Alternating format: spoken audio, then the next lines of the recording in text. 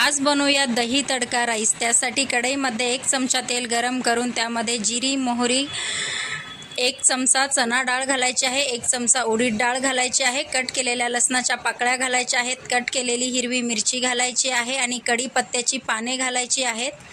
व्यवस्थित तेलावरती परतवून घ्यायचं आहे। फोडणी अगदी खमंग बसून द्यायची आहे। फोडणी छान खमंग बसलेली आहे। आता यावरती शिजवलेला भात घालायचा आहे।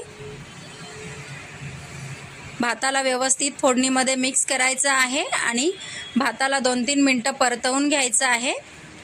2-3 मिनटं भात छान परतला की गॅस बंद करायचा आहे आणि यामध्ये 4 चमचे दही घालून घ्यायचं आहे।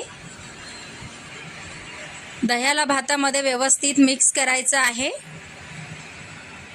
दही भातामध्ये व्यवस्थित मिक्स झालं की कट केलेली कोथिंबीर घालायची आहे आणि गरमागरम सर्व करायचं आहे। रेसिपी आवडली तर लाईक आणि सबस्क्राईब करायला विसरू नका।